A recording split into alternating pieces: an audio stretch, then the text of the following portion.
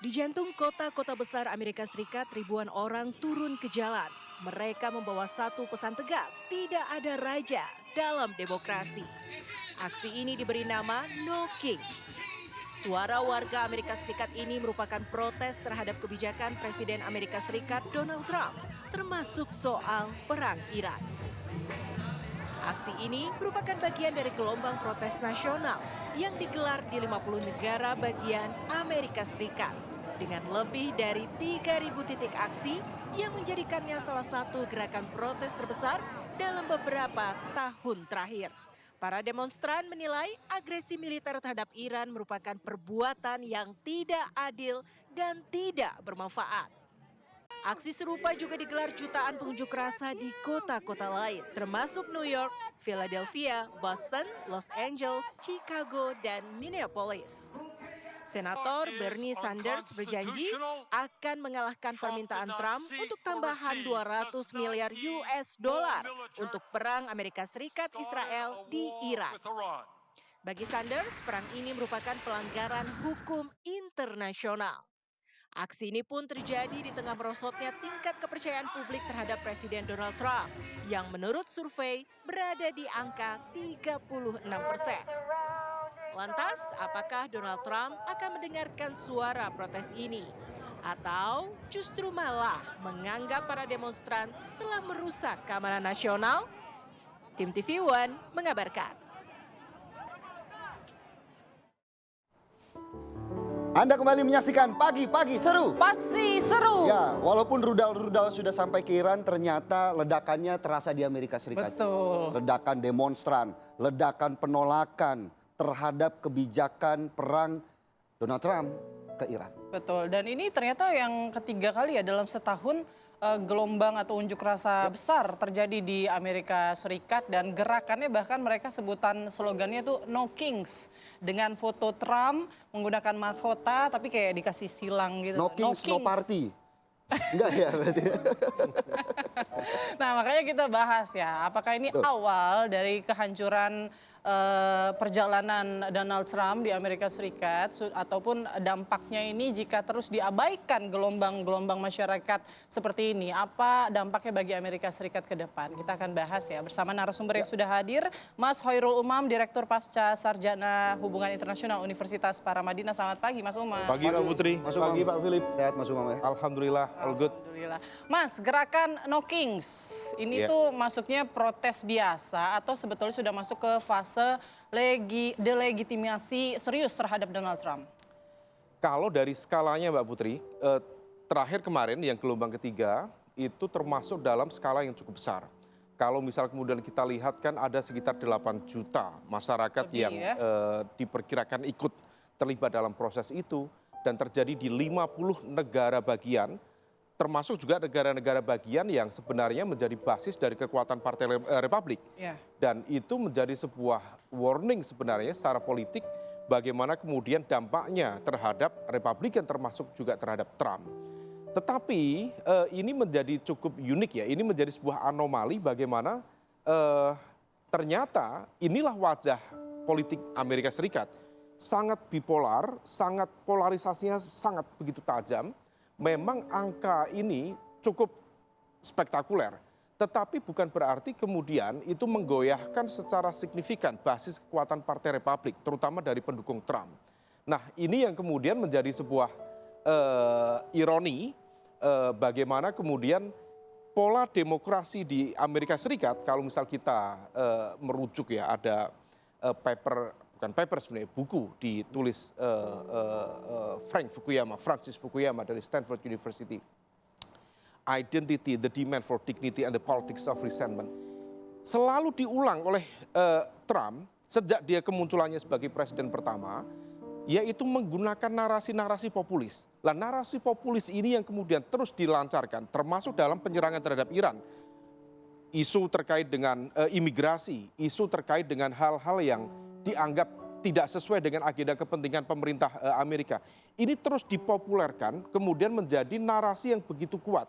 Sehingga diakui skalanya cukup besar, tetapi memang lebih banyak didorong oleh kelompok pendukung Partai Demokrat di saat yang sama juga kelompok diaspora kaum imigran, tetapi di saat yang sama pendukung dari Partai Republikan juga tetap kokoh memberikan dukungan kepada Trump. Nah ini yang kemudian menjadi agak anomali, meskipun tadi disampaikan kalau misal kita merujuk pada surveinya Reuters, Ya. approval rate Presiden Trump sudah anjlok di angka 36%. Artinya berada di bawah margin 50%.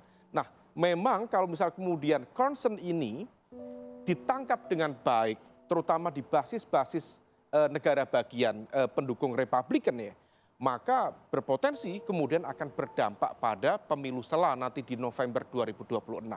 Nah kalau pemilu sela kemudian nanti terjadi pergeseran, shifting power yang cukup signifikan, maka tidak menutup kemungkinan nanti tapi di 2028 akan terjadi perubahan kekuatan politik dari Republikan ke Demokrat. Mungkin ada yang bertanya, apakah mungkin terjadi impeachment? Per saat ini, model politik di Amerika saat ini tampaknya tidak begitu mudah melakukan impeachment. Apalagi dari Partai Demokrat sendiri tampaknya juga lebih prefer untuk melakukan electoral replacement melalui pemilu. Maka besar kemungkinan ini sifatnya dimanfaatkan sebagai sebuah narasi dibawa dari isu perang, isu imigrasi, isu HAM, isu demokrasi, di mana Trump tadi dianggap sebagai raja, diktator, fasis, maka kemudian ini kalau misal bergantung ya, Demokrat kalau misal mampu mengonsolidasikan ini sebagai kemampuan untuk membangkitkan kekuatannya, maka di 2028 akan terjadi perubahan kekuatan politik. Mobilisasi politik jelang pemilu ya arahnya ya? Besar kemungkinan tentu iya, karena memang tidak mudah melakukan evaluasi dalam model seperti ini. Beberapa waktu lalu Mbak Putri sudah ada upaya untuk melakukan impeachment, Demokrat sudah bersuara, tetapi sekali lagi faksi atau polarisasi yang begitu tajam di Kongres, baik di level senator maupun di level parlemen ya, dalam konteks ini DPR-nya, itu marginnya sangat tipis, 48% itu Partai Demokrat, 52% Partai Republikan. Tetapi hampir tidak terjadi apa ya, kalau misal ini pembelotan, misalnya mungkin ada narasi moral, narasi hak asasi manusia atau demokrasi di lingkup internal Republikan itu tidak terjadi pembelotan. Dan itu kokoh karena kalau misal kemudian mereka melakukan pembelotan, sekali lagi tadi isu politik populis itu berpotensi kemudian memberikan dampak signifikan terhadap elektoral para kandidat-kandidat dari Partai Republikan. Maka 52%, selisih praktis 4%, tetapi 4% itu betul-betul terjaga kokoh, utuh, dan pemilu yang bisa mengubah itu semuanya. Kalau memang tidak terdampak terhadap elektabilitas seorang Donald Trump, artinya apakah Donald Trump juga masih akan terus mengkudeta Iran sejauh ini? Artinya kan dengan klaim kemenangan atas Iran juga sepertinya tidak berpengaruh besar bagi Donald Trump begitu di dalam negeri. Iya, memang cukup beragam secara argumen. Itu pertama tadi Mas Philip, klaim menang itu kan sebuah argumen yang absurd ya. Secara taktis peperangan, tentu Amerika dengan segala kemampuan alutsistanya, militernya, tentu menghasilkan tactical victory. Tetapi dalam konteks perang yang lebih besar, dalam konteks kredibilitas politik internasional, bagaimana kemudian respon publik, dan tadi gerakan No Kings, Mbak Putri, bukan hanya terjadi di internal Amerika Serikat sendiri, tetapi juga di Eropa, di Madrid, di Roma, di Amsterdam, di Paris, termasuk di Australia. Artinya apa? Kredibilitas Amerika Serikat itu justru mengalami anjlok yang signifikan di mata masyarakat internasional. Artinya apa? Dari sisi tactical victory mungkin bisa dikategorikan menang, tetapi dalam konteks perang yang lebih besar, Amerika Serikat berpotensi menghadapi strategic defeat atau kekalahan strategis yang cukup signifikan. Belum lagi Mas, kalau misal dihitung dari sisi jumlah biaya yang harus dikeluarkan. Maka beberapa waktu lalu, University of Pennsylvania memberikan warning, kalau perang ini berkepanjangan, maka impact ekonominya bisa terakumulasi lebih dari 3.500 triliun US dollar. Ini bukan hanya dari sisi pengeluaran alutsista ya, tetapi juga dampak ekonomi dan sebagainya. Artinya luar biasa impact-nya. Dan ini harusnya menjadi sebuah ruang refleksi bagi sistem kekuasaan, struktur kekuasaan di Amerika Serikat.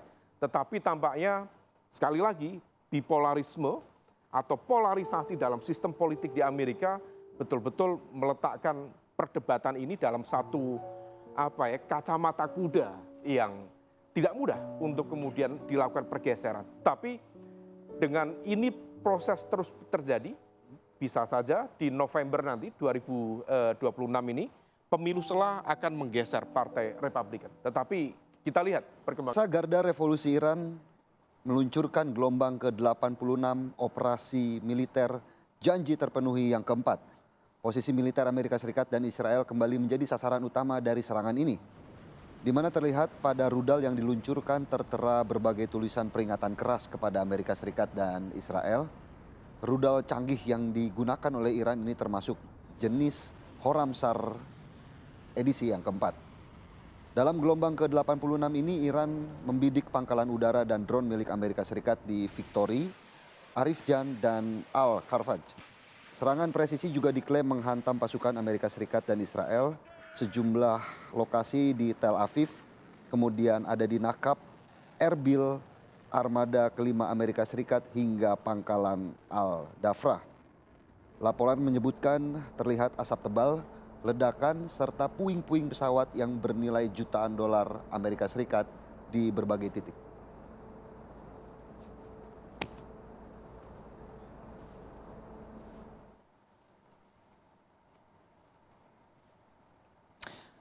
Ya, kita lihat ya, apakah hari ini masih terjadi aksi unjuk rasa ataupun gerakan No Kings di Amerika Serikat. Kita saparkan kami yang ada di sana, Yanri Subekti. Yanri, bagaimana pantauan Anda hingga hari ini? Apakah sudah mulai kondusif atau justru gelombang gerakan No Kings ini semakin membludak?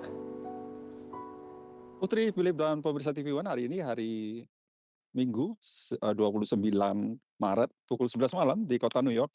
Dan gerakan No King yang ketiga ini sebenarnya kemarin terjadinya hari Sabtu 28 Maret secara serentak, secara nasional. Ini adalah suatu gerakan yang luar biasa sekali, terorganisir dari berbagai lapisan masyarakat, latar belakang maupun organisasi. Dan ini kabarnya adalah yang terbesar, dikabarkan sekitar 8 hingga 9 juta warga Amerika Serikat seluruh negara bagian, 50 negara bagian. Dan kota New York merupakan salah satu yang terbesar, kabarnya mencapai 350.000. Mereka tumpah ruah berkumpul dari pantauan kami di Columbus Circle, kemudian berjalan long march menuju ke Times Square. Dan luar biasanya sekali dari banyaknya peserta yang mencapai ratusan ribu dari NYPD memberikan informasi tidak ada aksi ataupun mereka yang melakukan demo ini yang ditangkap karena melanggar aturan. Dan juga ini adalah merupakan gerakan protes terbesar di Amerika Serikat.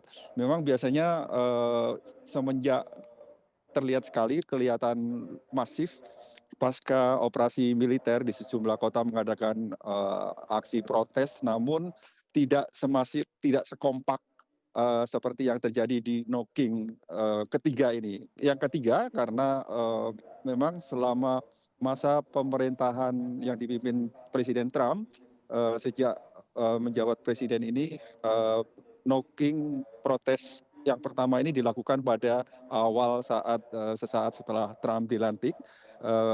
Waktu itu menyuarakan akan apa yang dikampanyekan Trump, apa yang dilakukan Trump yang memecah belah warga ataupun masyarakat, dan juga terkesan bahwa Trump sepertinya tidak ataupun menimbulkan perpecahan di antara warga. Kemudian yang kedua adalah pada pertengahan 2025, di mana saat itu juga Amerika Serikat menyerang Iran tanpa sepertujuan ataupun konsultasi dengan Kongres, di mana Trump sudah melakukan pelanggaran konstitusi seperti raja, dan juga yang terakhir ini lebih marak lagi karena terkait sejumlah peristiwa di Amerika Serikat, diantaranya adalah penembakan 2 warga negara Amerika Serikat oleh polisi federal ICE, yaitu polisi imigrasi, dan juga terlebih saat ini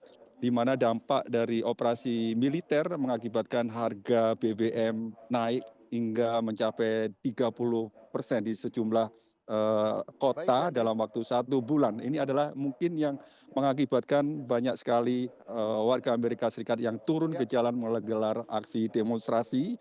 Dan menurut Gedung Putih, memang Trump saat berlangsungnya demonstrasi berada di Mar-a-Lago dan tidak memberikan pernyataan secara langsung, namun Gedung Putih menyatakan bahwa aksi yang dilakukan yang didanai oleh kelompok kiri ini berniat untuk menggagalkan ataupun mengganggu pemerintahan Trump. Namun dari kenyataannya aksi demonstrasi ini tidak hanya diikuti oleh satu golongan partai ataupun oposisi, tapi dari berbagai latar belakang dan bahkan di sejumlah kota berbasis pendukung Republik, pendukung Trump juga ikut turut serta dalam menggelar aksi protes tersebut. Dan diperkirakan nanti juga akan terus Baik, terjadi aksi terima kasih gelombang Yandri protes, untuk namun tidak laporannya. semasif ini. Langsung Philip. dari Kembali Amerika studio. Serikat.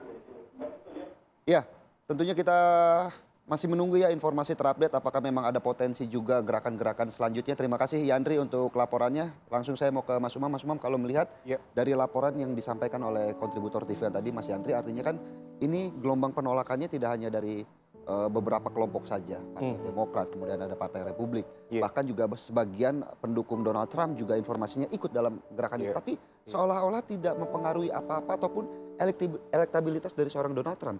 Melihatnya seperti apa ini anomalinya? Ya, memang itu menjadi sebuah eh, anomali ya dari sebuah model politik di Amerika. Oke. Artinya begini, memang secara politik pasti akan terdampak. Kredibilitas, legitimasi tentu akan berdampak. Tetapi kemudian dampaknya itu nanti akan diuji dan juga akan terlihat pada pemilu. Jadi konteksnya dalam terdekat ya pemilu sela di November yang akan datang, atau dalam agregat yang lebih besar ya di pemilu besar nanti di 2028. Nah, situasi ini yang kemudian perlu diantisipasi kalau misal kemudian Amerika Serikat akhirnya tidak mampu menahan pergerakan Iran dan Iran terus melakukan serangan balik dan memiliki kapasitas yang memadai untuk melakukan itu, termasuk juga menggunakan pendekatan asimetris, termasuk proksi ya, karena Hizbullah di Lebanon juga melakukan serangan balik, kemudian Houthi di Yaman juga melakukan serangan terhadap Israel dan lain sebagainya. Maka kemudian ini akan memperpanjang, dan ketika memperpanjang durasi perang, tadi disampaikan oleh Mas Yandri, dalam 1 bulan perang terjadi kenaikan 30% harga BBM di Amerika Serikat sendiri. Artinya angka itu tentu signifikan, baik dalam konteks individu, termasuk juga dalam konteks industri di Amerika Serikat.